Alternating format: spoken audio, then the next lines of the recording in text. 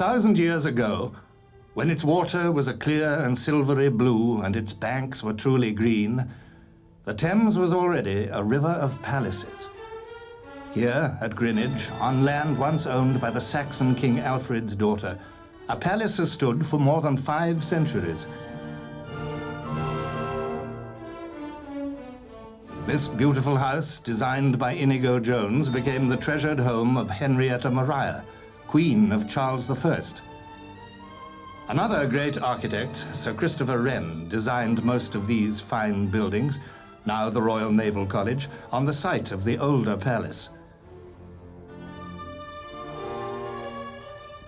Upstream towards London, and the Tower, built by William the Conqueror to overawe the citizens of his new capital and to guard his one and only bridge over the river. A massive fortress whose Norman walls are nearly 4 feet thick at their narrowest. It was a palace as well as a stronghold, a palace of whitewashed chambers and incense-laden chapels.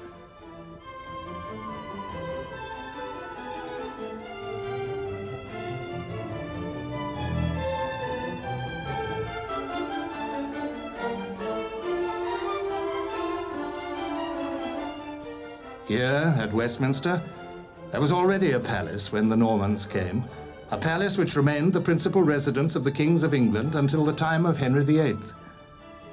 Now the great Gothic structure of the Houses of Parliament covers those acres of gardens and courts.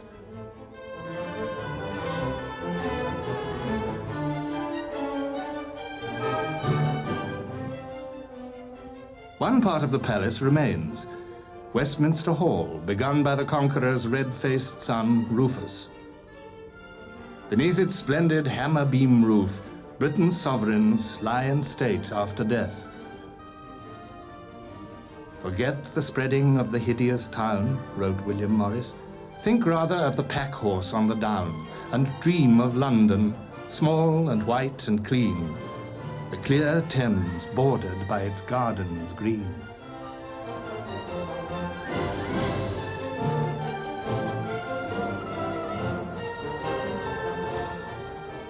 Imagine, too, the royal barges being rowed up this river, once London's main thoroughfare, to another country palace.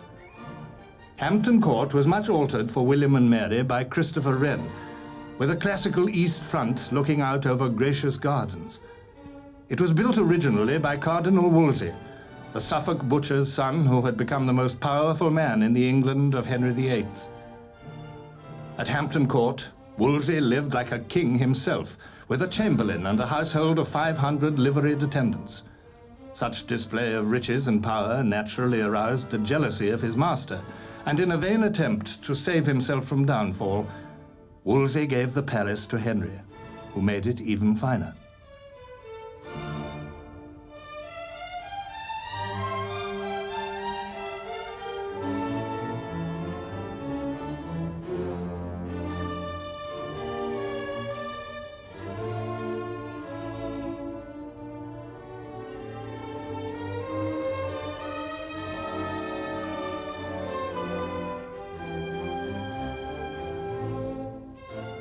"20 miles further upstream is Windsor Castle, built like the Tower of London as a fortress by William the Conqueror, but also a home as well as a stronghold, a place of pleasure as well as defense.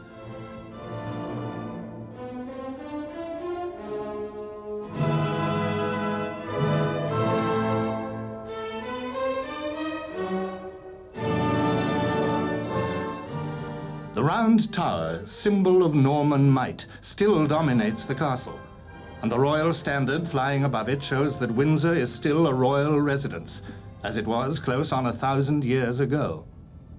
Like every palace, it has its chapel. St. George's Chapel, finished in 1528, is among the most beautiful examples of Perpendicular Gothic, and remains a place of pilgrimage for millions of people of every country and creed.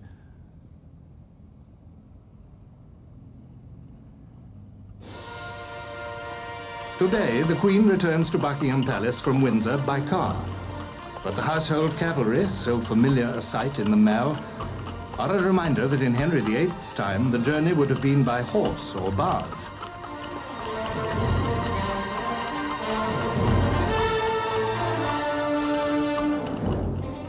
He would come back, perhaps to St. James's Palace, one of the 13 palaces he owned, none more than a day's ride of London.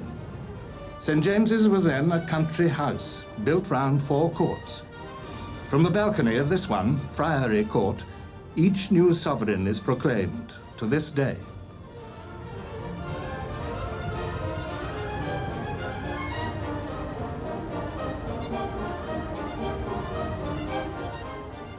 St. James's was built while Henry was married to Anne Boleyn. Its battlemented Tudor brickwork rose on the site of a hospital for leprous maidens, also named St. James's. Some of the lepers were buried in Colour Court, and you can still find a cross on a cobblestone to show where one lies.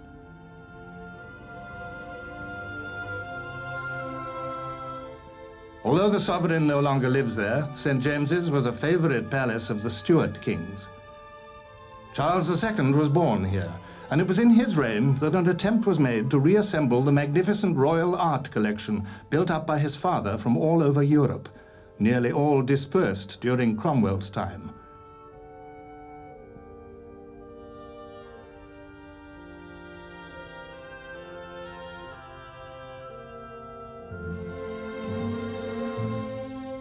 Next to Charles I, it was George IV who was responsible for making the royal art collection one of the finest in the world.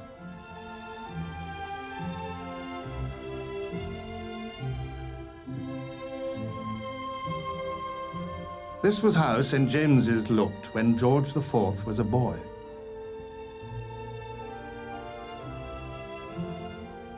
And this is how another and far larger palace looked before he was born.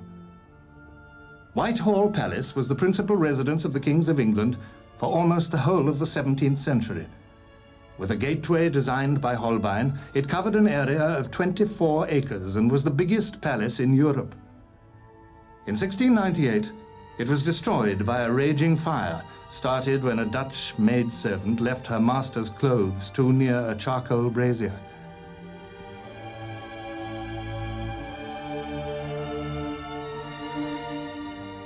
The only part of the building to survive is Inigo Jones's banqueting house, from one of whose first-floor windows Charles I stepped to his execution onto a scaffold erected outside it.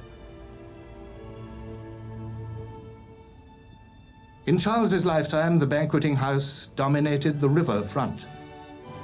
Here, the new Lord Mayor is being escorted by the barges of the city livery companies, with flags flying in the stiff breeze and musicians playing on deck. From the stairs on the far bank, the royal barges left for Hampton Court.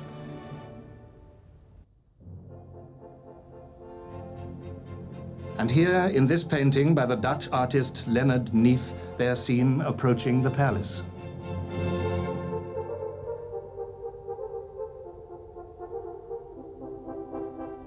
The main entrance remains today much as Wolsey built it, though the heraldic royal beasts have replaced the cardinal's emblems.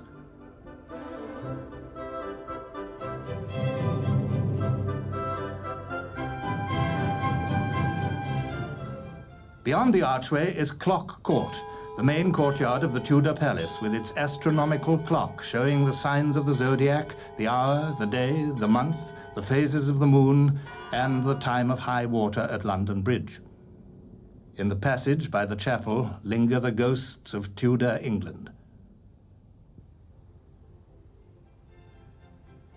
Wolsey's panelled closet, with its fine paintings and vivid colouring, suggests just how lavish was the palace of his day, when foreign ambassadors passed through 8 rooms, all splendidly furnished with damascene carpets and priceless tapestries, before reaching the cardinal's eminent presence as he sat in state beneath a ceiling such as this.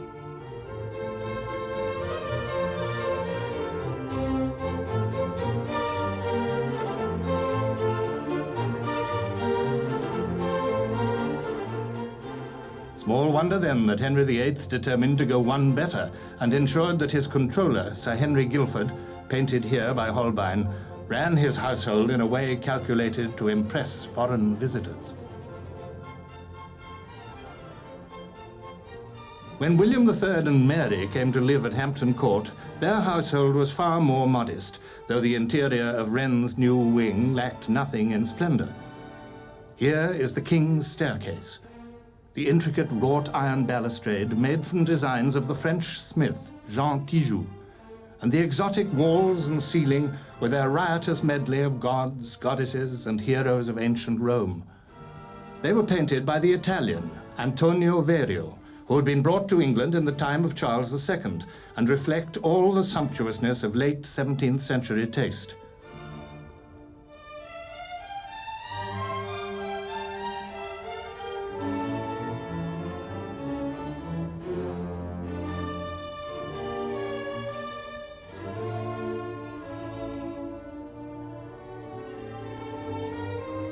No less splendid is Henry VIII's Great Hall, which took 5 years to complete, though the king was so anxious to have it finished sooner that the work was carried on by candlelight when daylight failed. But so high is this great hammer beam roof, so distant from normal sources of light, that not until now, over 400 years later, are its full glory and amazing detail revealed in the 15,000-watt blaze of film lighting.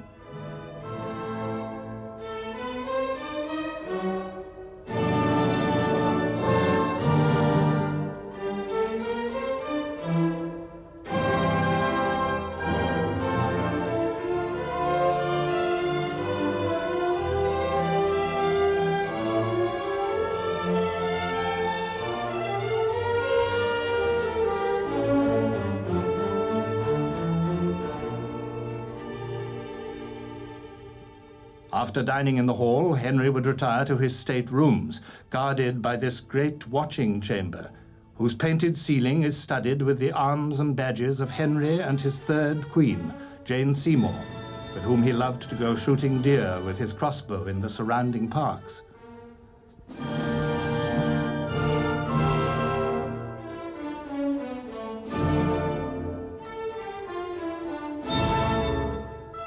Beneath the antlers of these long-dead deer, some of the thousands of people who visit Hampton Court each year can see one of the many 16th century Flemish tapestries with which the walls of the palace are covered.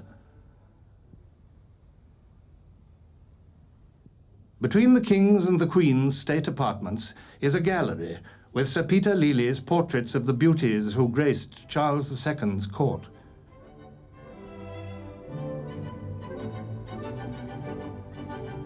Lady Whitmore, whose large eyes, voluptuous mouth, and lovely skin are characteristic of them all. Lady Byron, a member of his exiled mother's household, who became the King's mistress in Paris. And Lady Denham, Lady Whitmore's sister and a mistress of the King's brother, James.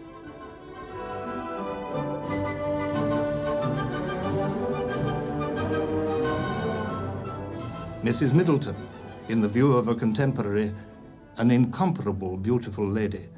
And Frances Stuart, who angered the King when she secretly married the Duke of Richmond.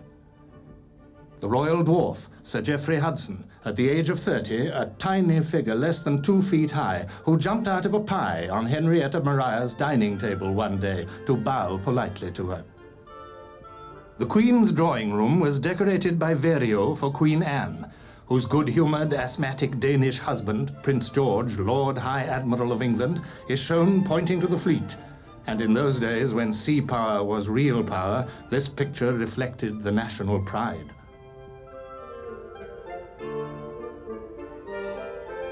On the wall of a nearby room hangs a less whimsical work, Bruegel's starkly brilliant Massacre of the Innocents.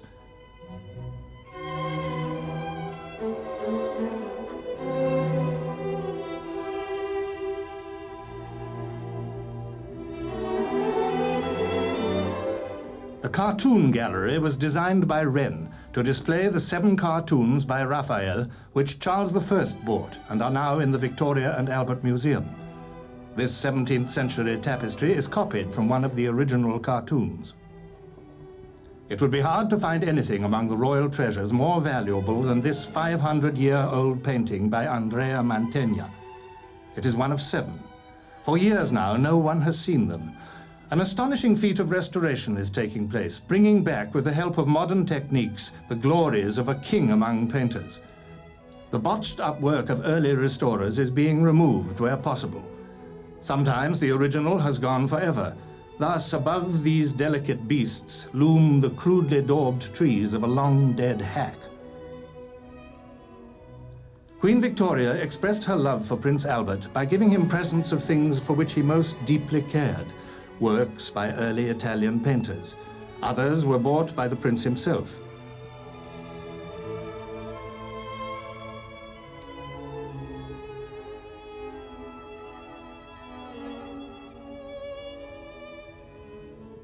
In this portrait of the Madonna and Child, the painter Gentile da Fabriano speaks through 500 years when he sums up the childhood of all mankind in one single touch, a daisy in the hand of the babe.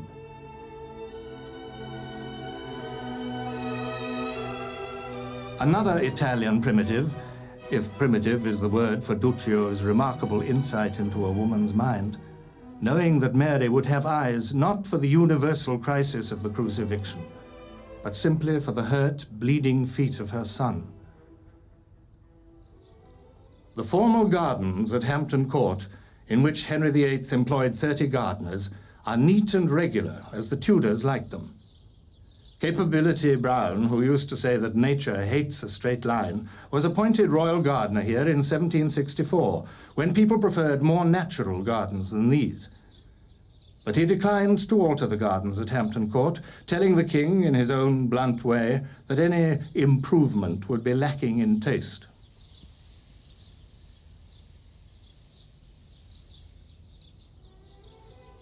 The park at Kensington Palace was certainly more to Capability Brown's own taste, and the palace itself was more to the taste of the homely Queen Anne than were the splendors of Hampton Court.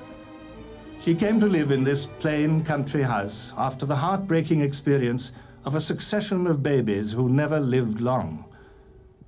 These are the baby clothes of the only one of her 17 children who survived infancy, and he died at the age of 11. The orangery, which served as a fragrant-smelling supper room, as well as a protection during cold weather for the ornamental orange trees that decorated summer gardens, remains today a gem of its kind. Whether the design was Wren's, Vanbragh's, or Hawksmoor's is still uncertain. The house itself, however, was designed in the severe Dutch style demanded by William III, and its few outside decorations were added later. The palace, where Princess Margaret, Princess Marina, Duchess of Kent, and Princess Alice all have their London homes, has, however, achieved with its atmosphere of quiet English domesticity a sense of harmony. Princess Alice's grandmother, Queen Victoria, was born here in 1819, after her mother had come rushing home from Germany so that the baby could be born in England.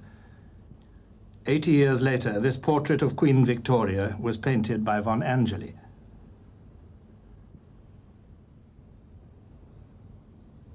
This was the young Victoria's bedroom. The cradle used by all her children.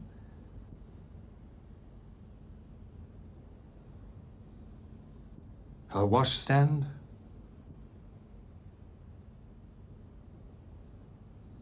A royal doll.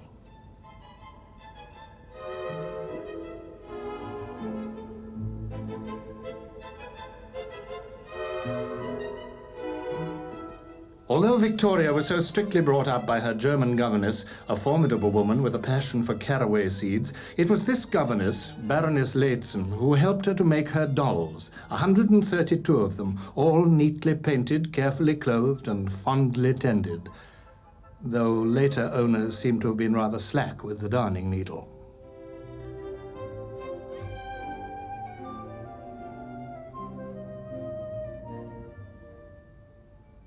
Here, too, are some of the mechanical toys that delighted royal children.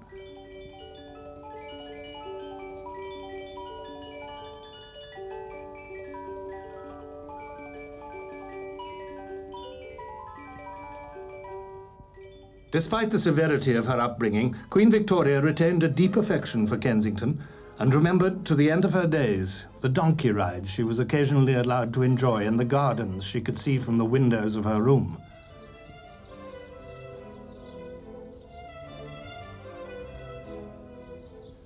In these gardens, open to everyone now, her little cousin, who was born at Kensington too and was later to marry her grandson, King George V, also played as a child.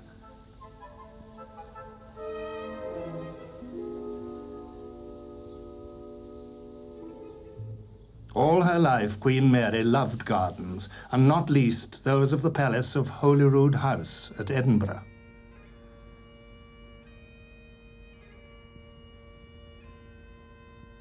Long before the palace was built in the shade of the volcanic hill known as Arthur's Seat, there was an abbey in the valley here, an abbey founded by King David I in honor of a piece of the true cross of Christ which his mother had given him. The palace was originally built in the 16th century, and it was here, 20 years before her cousin, Elizabeth I, signed her death warrant, that Mary, Queen of Scots, came to live after the death of her husband, the King of France.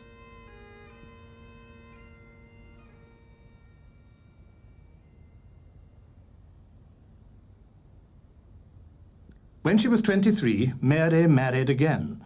Her new husband was Lord Darnley, her cousin, a handsome man, but weak, stupid, and arrogant. While he got drunk with his friends, the Queen used to sit in her apartments on the floor above with her Italian secretary, David Rizzio. One night in 1566, Darnley and 3 friends crept up the stairs to the Queen's room where Mary was having supper with Rizzio. Flinging open the door, Darnley rushed in and held his wife round the waist while his friends dragged Rizzio from the room.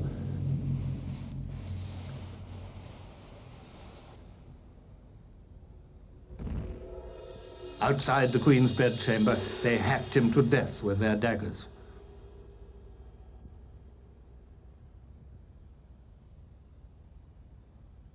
Three months after the murder, Mary gave birth to a son, the future King James VI of Scotland and first of England, who united the two kingdoms after centuries of conflict.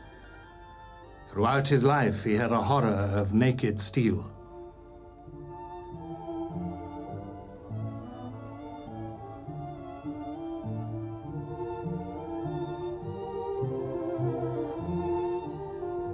When James was less than 8 months old, his father also was murdered. And as soon as he was old enough to do so, he prayed for vengeance on those responsible for Lord Darnley's death. By this time, Mary, passionate, impressionable and emotional, had left the palace and its room which had for her such terrible memories, and she never returned to them.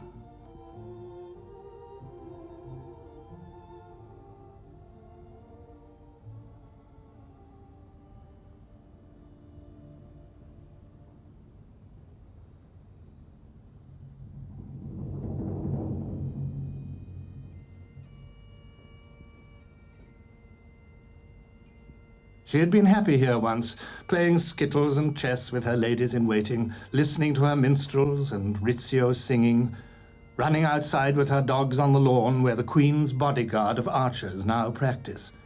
But those times were gone. Her son James came to live here, though, and he would often walk in the picture gallery where the faces of over 100 former kings of Scotland peer over their long noses. Using only 2 models, which accounts for the similarity in noses, the artist wearily painted 1 picture a week for 2 years at a flat rate of £2 7 6 each. The staircase leads to the state apartments, which George IV, who loved Scotland and liked to cut what he fancied was a dashing figure in the kilt, ordered to be put in repair after years of neglect. It was not, however, until the late Queen Mary redecorated and refurnished these apartments that they took on their present charm.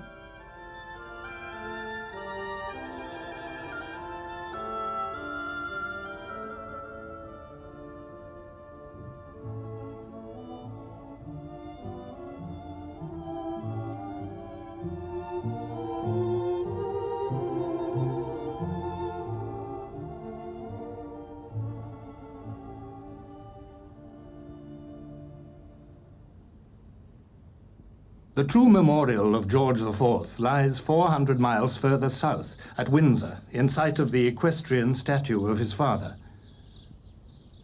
Looking up the long walk, we see the castle of George IV's ideal, that facade of solid grandeur which has made it one of the most easily recognizable buildings in the world. The architect responsible was Geoffrey Wyatt, who, overcome by the importance of his commission, changed his name to Wyattville, to avoid confusion with other members of his family who were mere builders. Snobbish and vain he may have been, but Wyattville did transform Windsor with marvelous skill. St. George's Chapel, of course, he did not touch.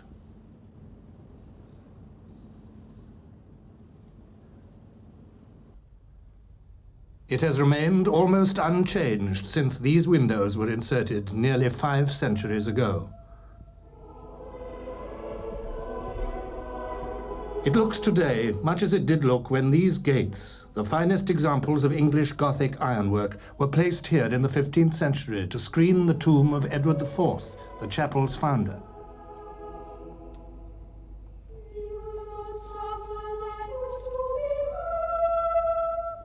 Above the gates is the carved oak oriel, erected by Henry VIII for his first wife, Catherine of Aragon, so that she could watch the ceremonies of the Knights of the Garter. The Order of the Garter, founded at Windsor by Edward III, is the oldest and most illustrious order of knighthood in Europe. There are 26 British Knights of the Order and 8 sovereigns who are foreign members.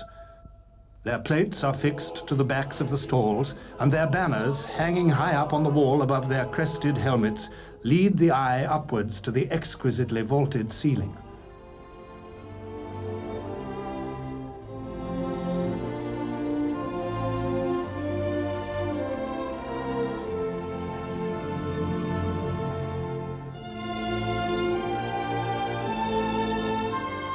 Inside the castle, St. George's Hall is a reminder that Windsor is the home of the Order of the Garter. For the ceiling displays the arms of former knights, whose custom it was to feast here after their service in the chapel.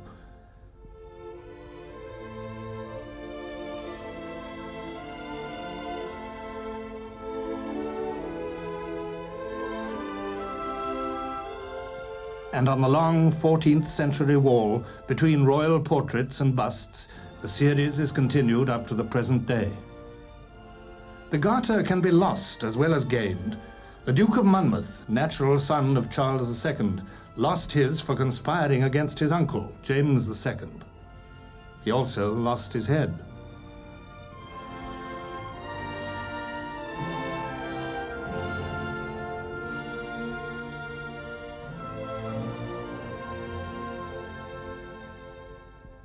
At the far end of the hall is James Gunn's state portrait of Queen Elizabeth II, present sovereign of the Order of the Garter.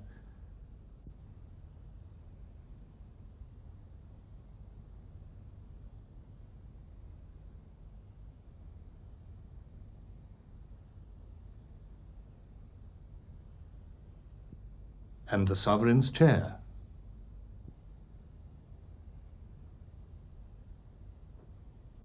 Here, in the Garter throne room, the sovereign receives the knights before their procession to St. George's Chapel for their annual service in June. This was the scene in Victoria's time, preserved in watercolour by Louis Haig. Upon the walls of this room, handsomely reconstructed by Wyatville, hang portraits of former sovereigns of the order.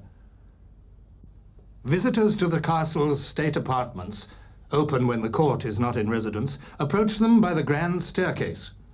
They pass the armour of Henry VIII. Its vast size shows how immensely fat the king became in the last years of his life, adding 17 inches to his waistline and needing a machine to get him up the stairs.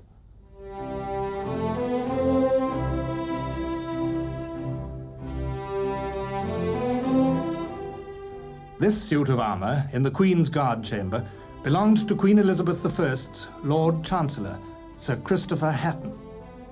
It was later worn by the King's champion, who used to ride into Westminster Hall during the coronation banquet, fling down the gauntlet, and challenge to single combat any who dared to dispute the sovereign's right to the crown.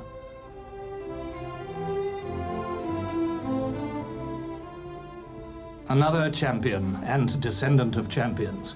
As token rent for the royal manor of Woodstock, which was given to Sir Winston Churchill's ancestor, the Duke of Marlborough every year presents to the Queen a banner bearing the former arms of France. The Duke of Wellington presents this banner for his house, Stratfield Say, given to the first Duke after Waterloo. Near them is the Colonel's colour of the Grenadier Guards, presented to the Queen as their colonel when she was Princess Elizabeth. Also preserved at Windsor is the bullet that killed Nelson at Trafalgar.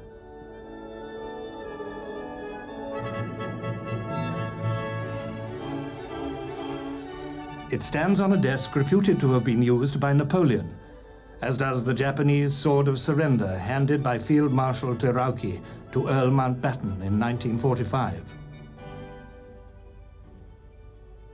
In the Waterloo Chamber, a whole room is dedicated to a British victory, the Duke of Wellington's defeat of Napoleon.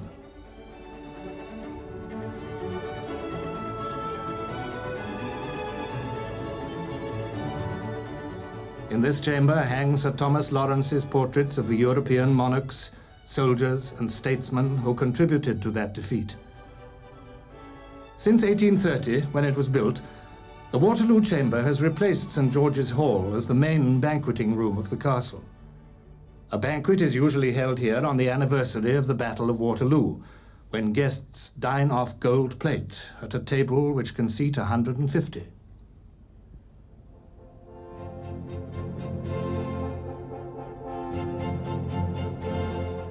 Next door to the Waterloo Chamber is the Grand Reception Room, which serves both as a reception and ballroom when banquets are held in the chamber.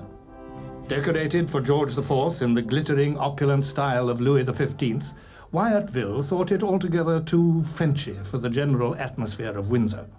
When asked to incorporate some fine fireplace or chandelier into the design, the Staffordshire-born architect would always hum and haw. But the king got his way.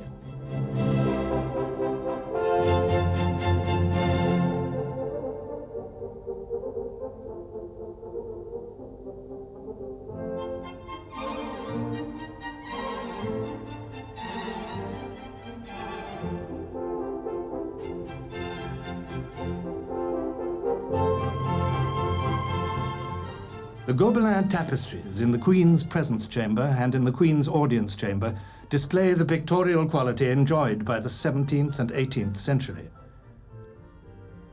So do the ceilings by Verrio.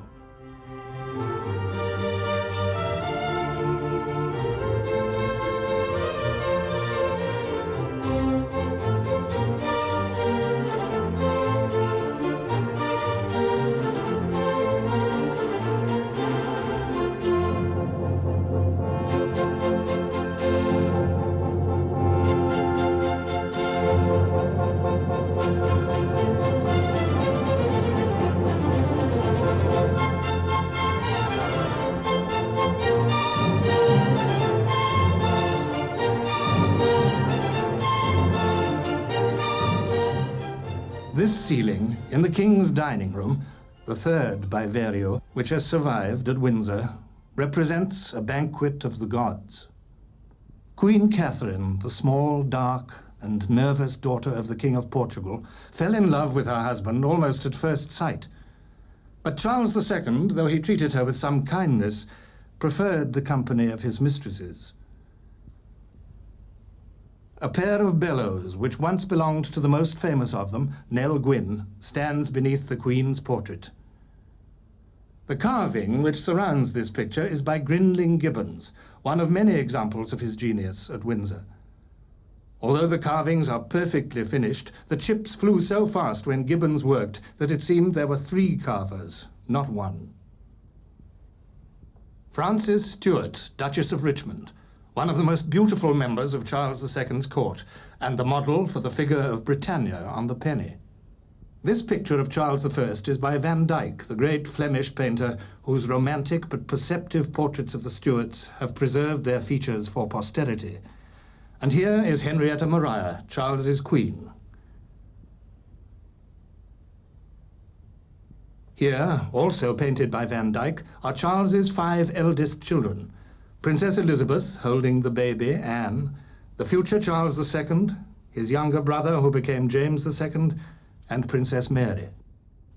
Another picture of Charles I by Daniel Mittens, showing the gentle, wistful features which have passed into the legend of the martyr king.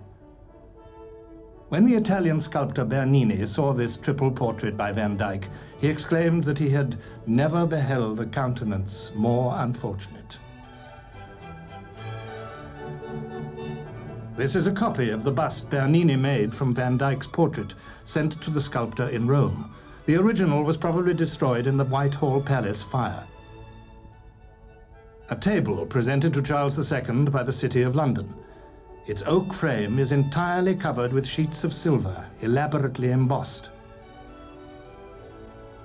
Reflected in the silver-framed looking-glass above it is a fine painting by the Venetian artist Canaletto, the Church of San Giorgio Maggiore.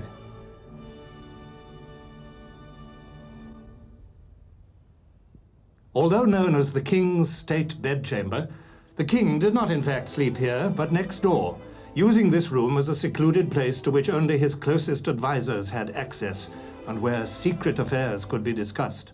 In George IV's time, however, the room did become a bedroom for visitors of state, and this is the view that they would have had when lying in bed.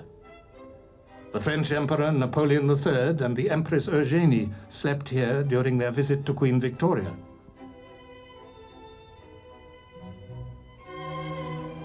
This portrait by Zoffany is of George III. And this, also by Zoffany, is of his queen, Charlotte, the mother of his 15 children, the 2 eldest of whom are painted with her here by Alan Ramsay. These, painted by Gainsborough, are 3 of his daughters, Augusta, the Princess Royal, and Elizabeth. The famous paintings in the Windsor collection include the portrait of Van Dyck by Rubens, Rubens' portrait of himself, Rembrandt by himself, and Rembrandt's portrait of his mother, who often sat for him. The fine portrait of a young man by Albert Dürer belonged to Charles I. One of the castle servants by the English painter John Riley. She was 90 years old at the time, and still in the royal service when she died at 100. The Royal Library is today in a gallery where Queen Elizabeth I went for walks when the weather was too cold outside. It is full of treasures. There are miniature copies which Charles I commissioned of some of the principal pictures in his collection, including Raphael's St. George wearing the garter, the original of which is now in Washington.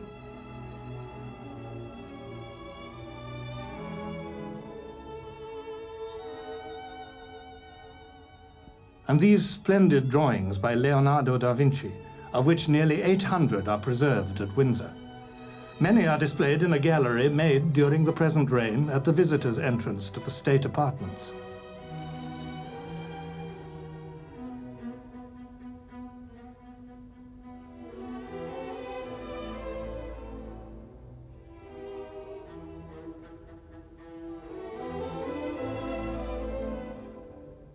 The shirt Charles I wore on the day of his execution. The 15th century Book of Hours, an illustrated prayer book for use at the 7 times of the day when prayers were to be said.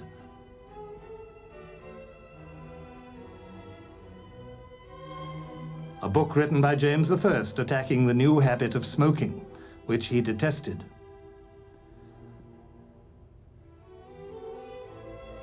When the Queen drives into Windsor Castle, it is through the Sovereign's entrance. The grand corridor leading to her private apartments is itself an incomparable art gallery. Though this is seen only by the Queen's guests, some of the treasures, such as this painting by Zoffany of the Uffizi Art Gallery, are moved from time to time into public view in the state apartments, or the Queen's Gallery at Buckingham Palace. The royal collection is rich in pictures by Canaletto, the unrivaled master of noble perspective. This is a view of St. Mark's, Venice.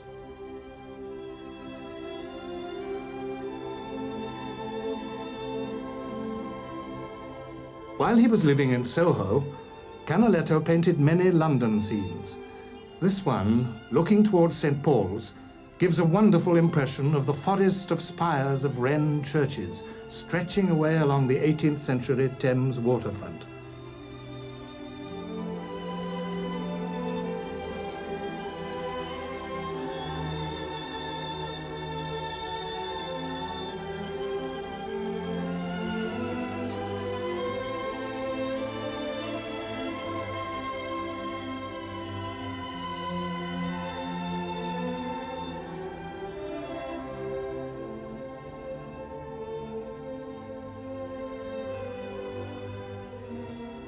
And here's a companion picture looking the other way, upriver towards Westminster, with the dominating Abbey Church.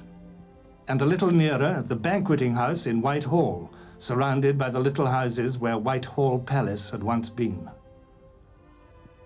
Zoffany's painting of George III's Queen Charlotte, with 2 of her sons in fancy dress, has a grandfather clock in the background.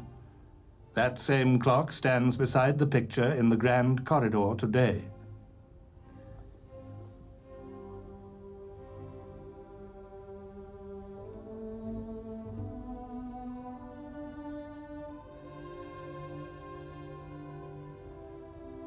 Here, too, are more portraits by Gainsborough of King George III's large family. The king himself and his queen, his eldest son, the future George IV, the Duke of Clarence, who became William IV, the Princess Royal, who married the King of Württemberg, the Duke of Kent, Queen Victoria's father, Princess Augusta, who died in Victoria's reign, and Princess Elizabeth. The Duke of Cumberland, afterwards King of Hanover. The Duke of Sussex, whose first marriage was declared illegal. The Duke of Cambridge, ancestor of the late Queen Mary. Princess Mary, who died as Duchess of Gloucester. Princess Sophia, who became scandalously involved with an equerry. Prince Octavius and Prince Alfred, who both died as children. Summer, by the great Peter Paul Rubens, who came to England in 1629 as ambassador from the Spanish Netherlands, and who so delighted Charles I that he commissioned him to paint the ceiling of the banqueting house, paid him £3,000 for doing it, and knighted him.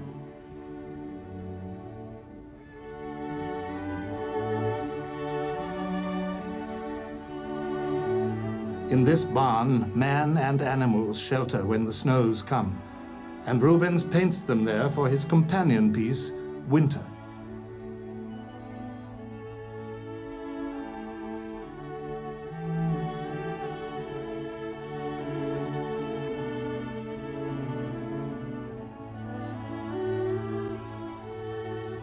The private apartments of the castle, where these pictures hang, face east and south across the park. These gardens on the east front were first laid out during the reign of George IV.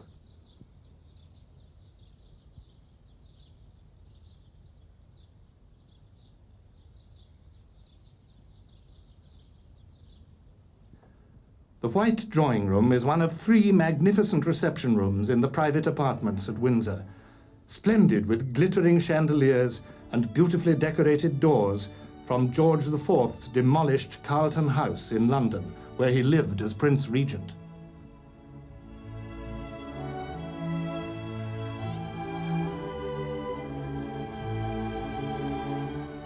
It leads through to the Green Drawing Room, where the Queen's guests assemble before lunch or dinner.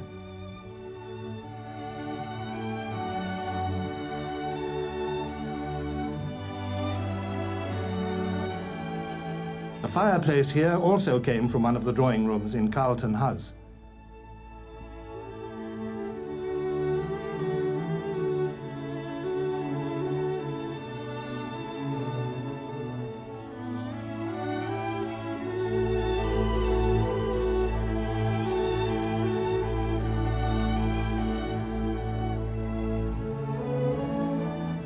The Crimson Drawing Room is the third of the 3 rooms, each of which displays its own treasures of furniture and china in settings which have been brought more into accord with modern taste.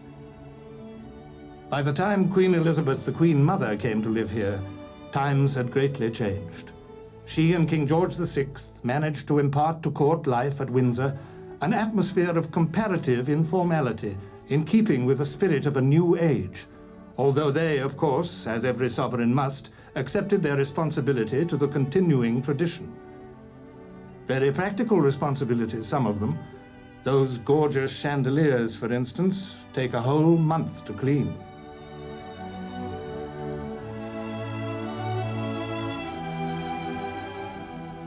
Reminders of the past are everywhere. This portrait of Queen Victoria by von Angeli recalls a reign which gave its name to an era. In the private royal park at Windsor is Frogmore, and here, in gardens created by her grandmother, Queen Charlotte, Victoria spent some of the happiest days of her youth watching her adored Albert skating on the frozen lake. Here, too, her grandson, George V's children spent part of their childhood, and King George VI and Queen Elizabeth, the Queen Mother, spent part of their honeymoon.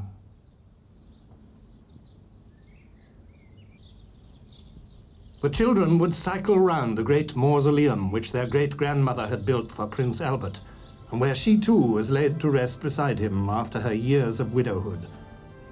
During those long years, she had often been here, as she came after her eldest son's marriage to Princess Alexandra to give way to her aching grief.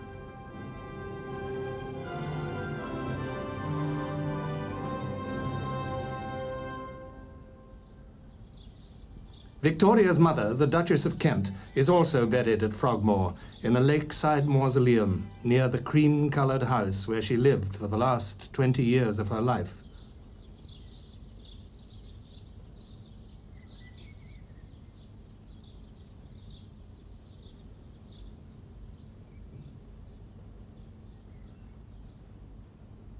The colonnade at Frogmore is filled with busts and statues of Queen Victoria's family.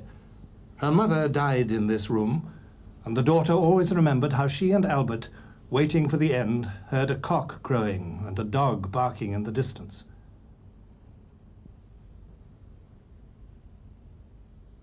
The King's room, too, is full of royal relics.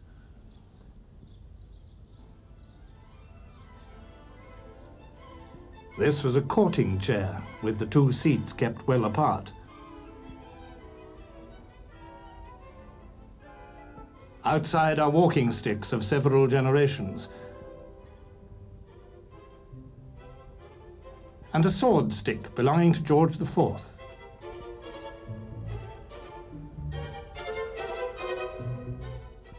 Queen Mary, this portrait is by Simon Elwes, was an indefatigable collector. She assembled many of the things here. A picture made by herself out of shells. A group of toys which she gave to her children. An elephant with a howdah that perhaps brought back happy memories of her visit to India in 1906. The board against which the growth of her sons was carefully measured.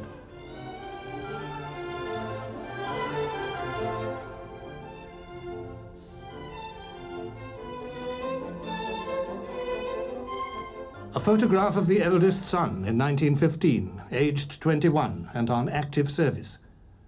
21 years later, he succeeded his father as King Edward VIII, and in this cabinet, his mother arranged these mementos. In a corner stand two children's chairs belonging to her grandchildren, Princess Margaret and Princess Elizabeth, who was crowned queen in the year that Queen Mary died.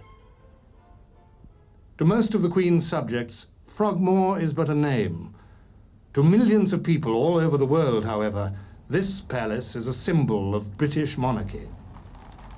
Buckingham Palace stands in grounds originally occupied by Buckingham House, bought by George III in 1762. The original red brick house was too modest, however, for his son, George IV, who instructed his architect, John Nash, to improve it. But it was not until the king was dead and the reign of his brother, William IV, was also over that the palace was finished. Built on 4 floors with over 1,000 windows, it had cost £700,000. Yet even then, as Queen Victoria found when she moved in, Buckingham Palace was scarcely habitable. So a new architect was called in, and at last the palace which we know today took shape. Buckingham Palace, like all royal palaces, is maintained by the Ministry of Public Building and Works, who, with the Queen and her advisers, strive continually to restore and improve these treasure houses of the nation.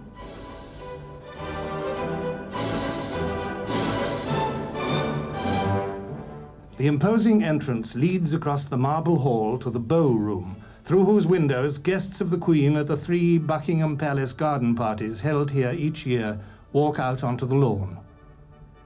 Nash made the columns in the marble hall from 500 immense blocks of veined Carrara marble he brought over from Italy.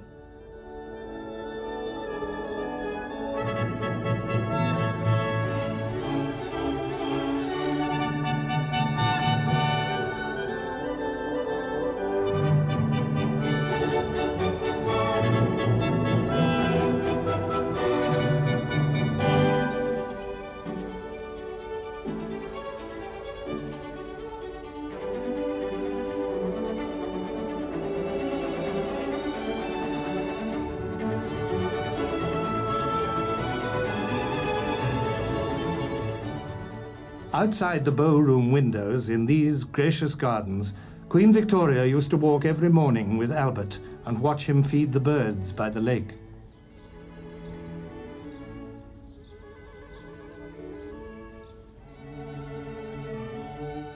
The flamingos arrived in the present reign, but the ancient and deliberate movement of their dance could lead one to suppose that they had been there forever.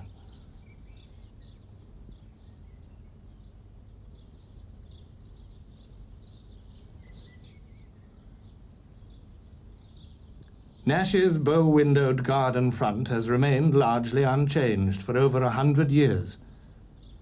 The palace gardens, covering about 40 acres, including the 4-acre lake, were laid out originally in the reign of George III by the landscape gardener William Ayton, who had also done so much to make the gardens at Kew among the most enchanting in Europe.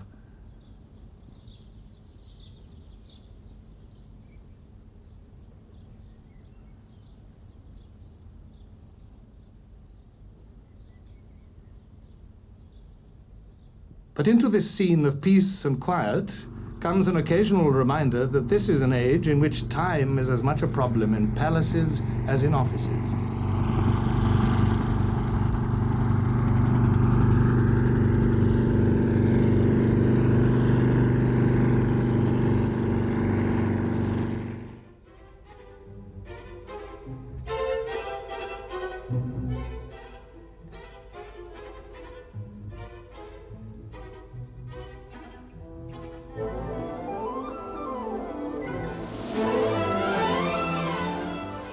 And Buckingham Palace is an office as well as a house.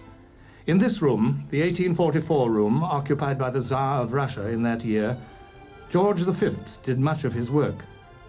Today it is where the Queen holds the informal luncheon parties which she introduced some years ago and which enable her to meet people in all walks of life. Here too she receives diplomats. They are still officially accredited to the court of St. James's.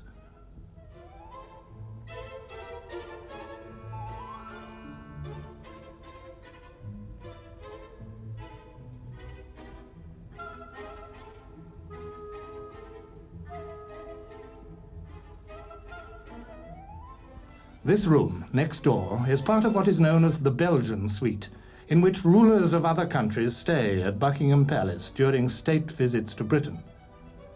Freesias, one of the Queen's favourite flowers, are on the desk.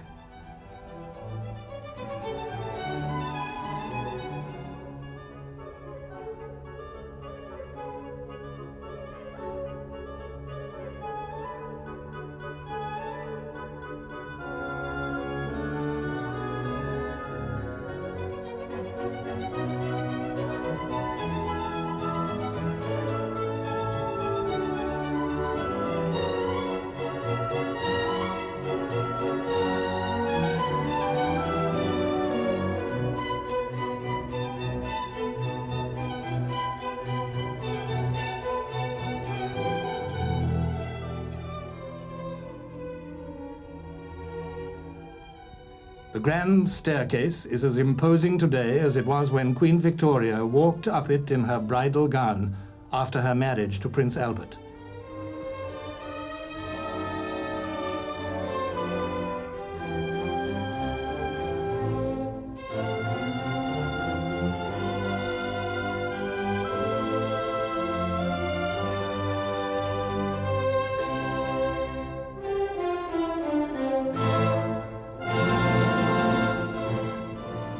For more than 100 years, the famous and the great have come up these stairs in a glittering company, guests at banquets and balls and sometimes a royal wedding.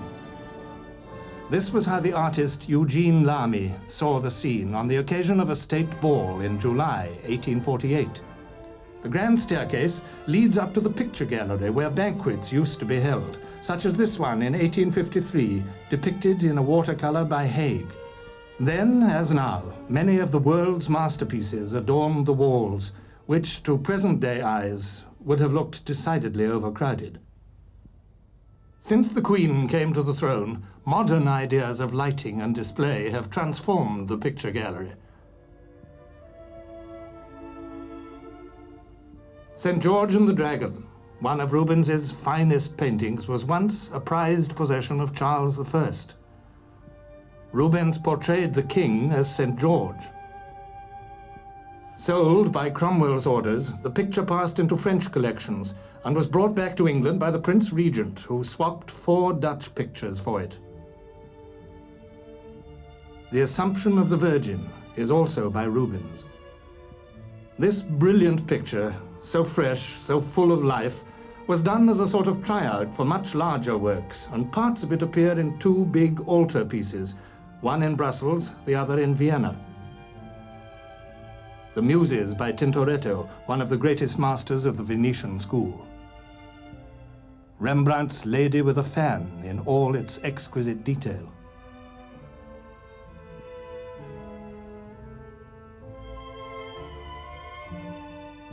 Another superb Rembrandt, the shipbuilder and his wife.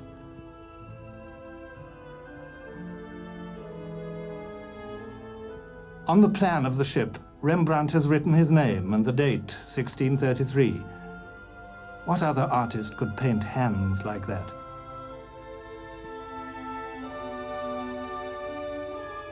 Yet another 17th century Dutch masterpiece, The Morning Toilet by Rembrandt's brilliant contemporary, Jan Steen.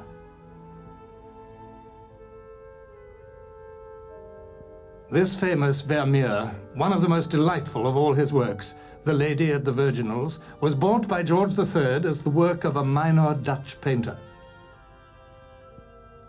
Another great Dutch painter of the 17th century was Albert Cuyp. Born at Dordrecht, it was natural that boats and water should often provide him with his subjects, as here in The Passage Boat.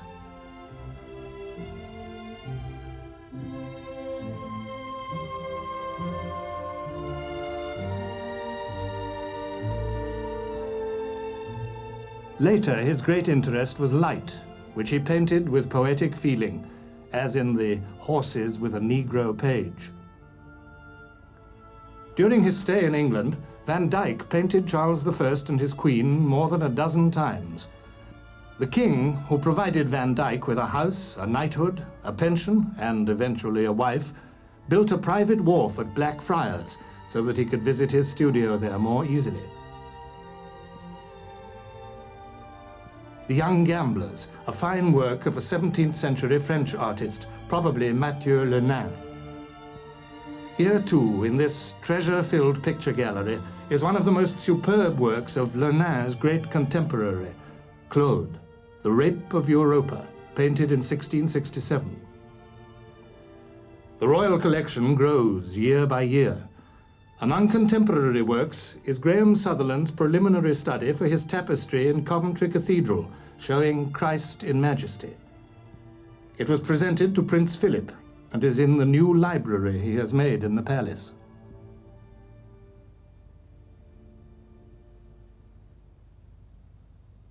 Animals at a Waterhole by the Australian painter Sidney Nolan was given to Prince Philip by the Queen.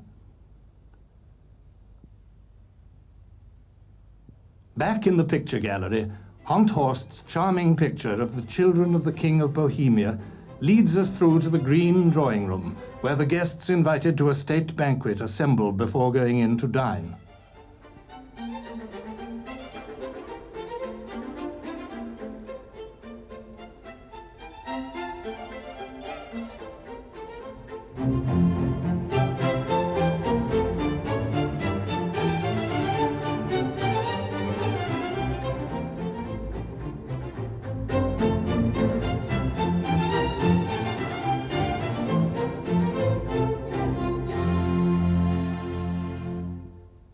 Next door to the green drawing room is the splendid throne room.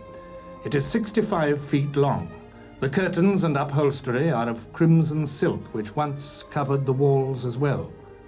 The two thrones stand on a raised dais, behind which a concealed door leads to the private apartments of the palace.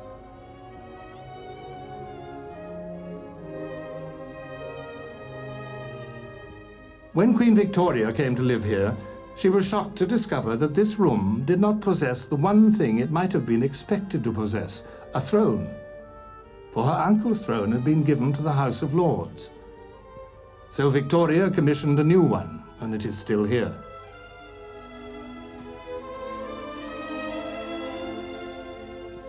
The Queen's audience chamber. This is where Her Majesty receives her visitors, and where each week when she is in London, she talks to the Prime Minister. It is a friendly, comfortable room with many photographs.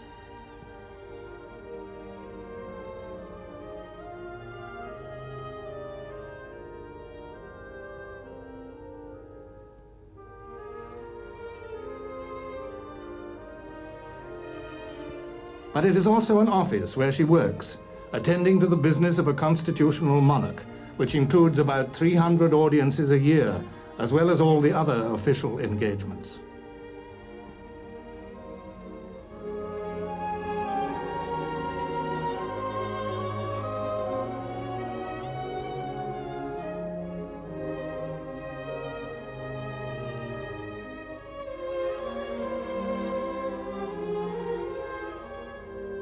The pictures on either side of the fireplace are scenes of Venice by Canaletto.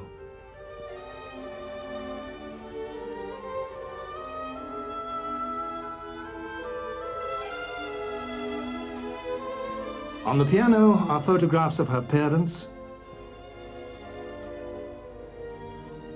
miniatures of the Prince of Wales and Princess Anne as young children,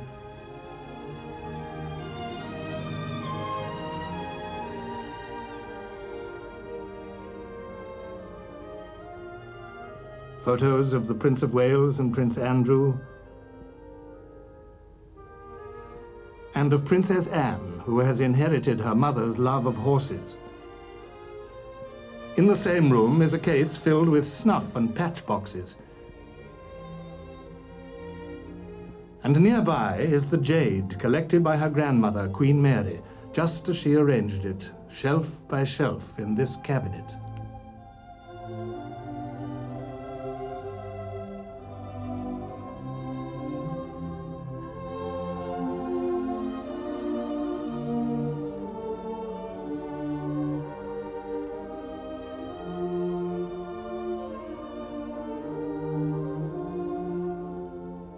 The Queen's great-great-great-great-grandfather, George III, was fascinated by machinery, and unlike most amateurs who take clocks to pieces, he could put them together again.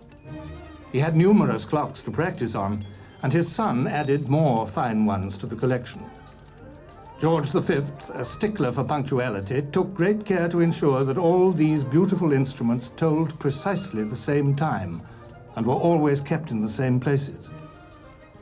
Today, clocks, as well as furniture and other treasures, are moved when they are put on show in the Queen's Gallery, which was opened in 1962 at the end of the palace where the bombed chapel had been. Treasures such as this magnificent jewel cabinet by J.H. Riesener, which shows George IV's taste for French furniture. And this bronze reduction of a Parisian statue of Louis XIV, destroyed in the French Revolution. The Sèvres porcelain table of the great commanders was made for Napoleon in 1812. It was afterwards given to the Prince Regent by Louis XVIII. In the marble hall stands this beautiful carved table, made in 1715 by James Moore for George I. A French cabinet of the late 18th century of oak, veneered in ebony and decorated with gilt bronze mounts. It is inlaid with 19 plaques of semi-precious stones.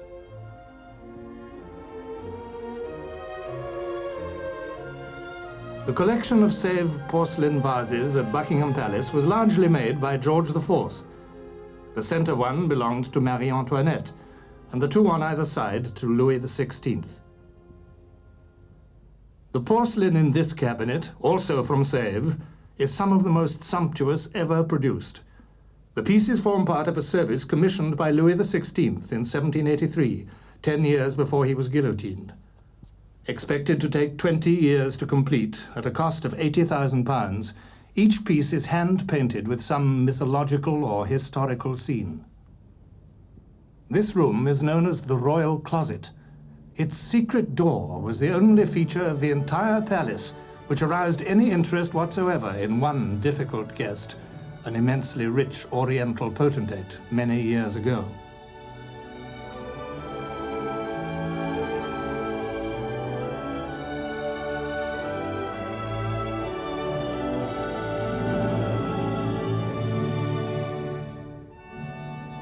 This room, the White Drawing Room, like most of the others, was redecorated when King Edward VII came to the throne in 1901. It is dominated by a striking full-length portrait of his queen, the Danish Princess Alexandra.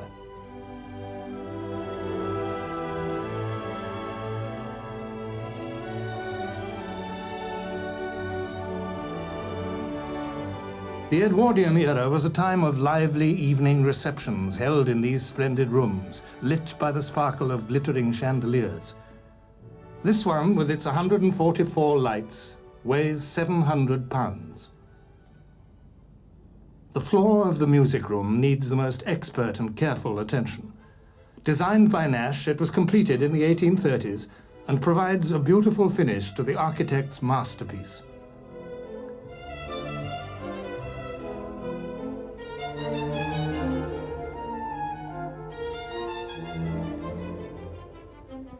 George IV loved music, and accompanied on this piano, made for him in 1817, he filled the rooms of the Brighton Pavilion with the sound of his emotional renderings of arias from his favorite operas.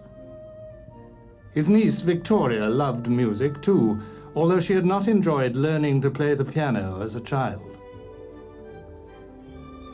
The blue drawing room used to be the ballroom of the palace. It is one of many rooms which has been redecorated during the present reign, and the paper was specially chosen by the Queen. With its turquoise walls, its ceiling supported by columns painted to resemble onyx, and its charming frieze, it is perhaps the most beautiful room in the palace.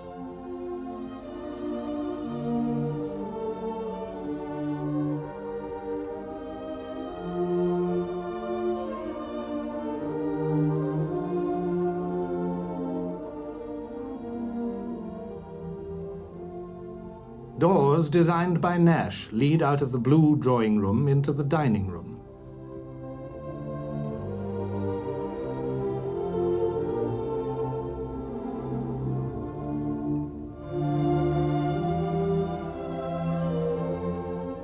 At this long Spanish mahogany table, which can seat up to 60 people, the elaborate dinners, which were a feature of Edwardian times, used to be held. The menu was long and varied, with such dishes as woodcock, widgeon and ptarmigan, turkey, lamb and strawberries.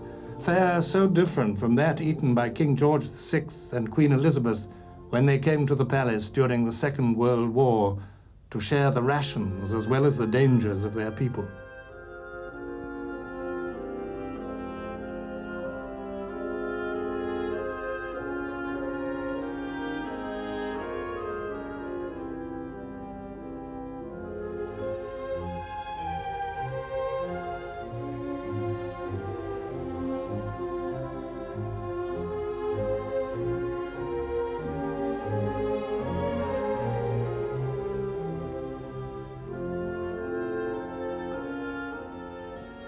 Although the dining room is over 70 feet long, it is not large enough for the bigger state banquets which have to be held in the ballroom, the largest room in the palace and 123 feet long.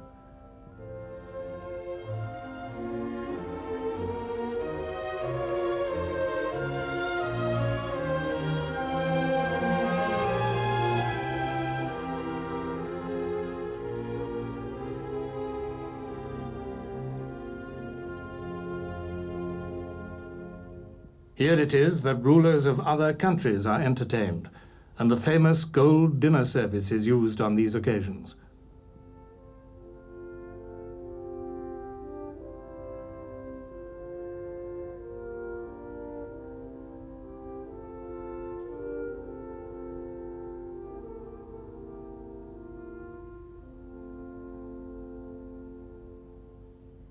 It is in this room, too, that public investitures are held today.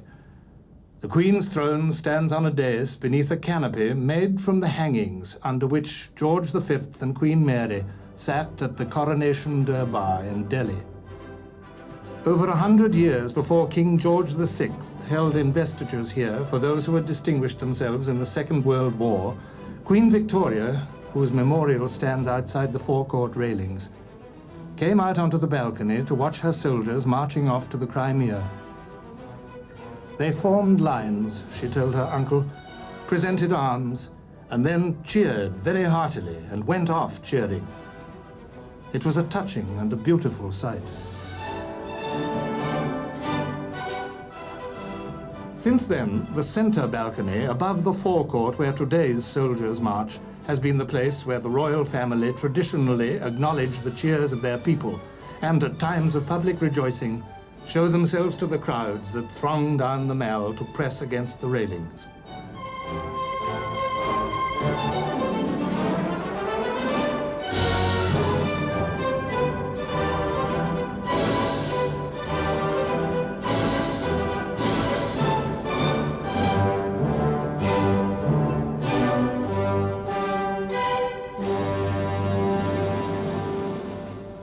At Windsor, the sovereign can momentarily escape these duties of a public life, this attention of a curious and demanding world.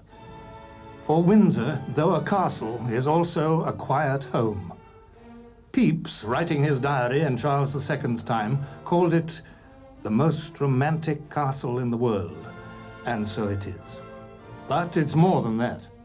It's a symbol of the continuing tradition of the sovereigns of Britain, who have built up and safeguarded over the centuries a treasure store which has become a national heritage.